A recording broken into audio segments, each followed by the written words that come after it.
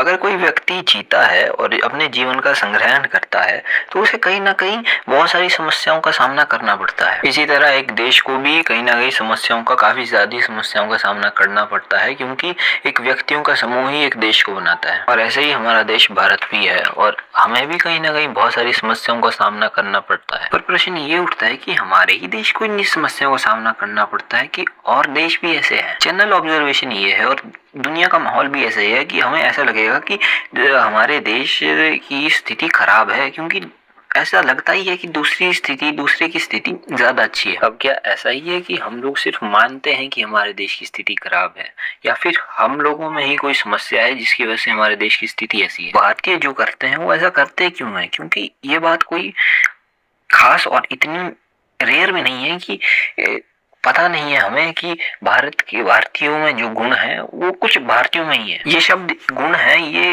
काफी ऑप्टिमिस्टिक रूप से लिया गया है इधर। खैर, समस्याएं हैं। प्रॉब्लम ऑफ सिविक सेंस, हमें नागरिकता का भाव हम में कम है। चाहे हम देख सकते हैं आम आदमी, हम खुले में मूत देते हैं, हम खुले में गंदगी कर देते हैं।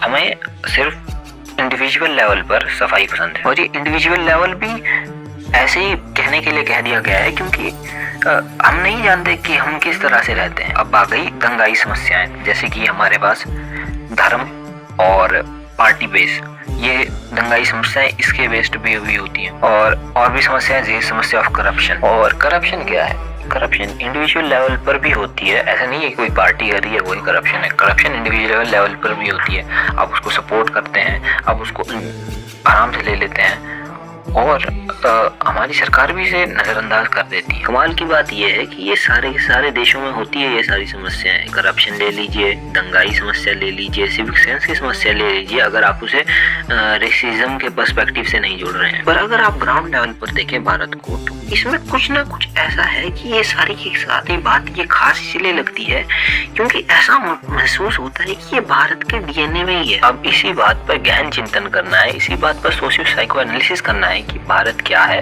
भारत क्या करता है और भारत क्यों करता है, और इसी भारत के प्रति इसके नागरिकों की जिम्मेदारी की भावना इतनी कम क्यों है। और इसकी शुरुआत होती है अब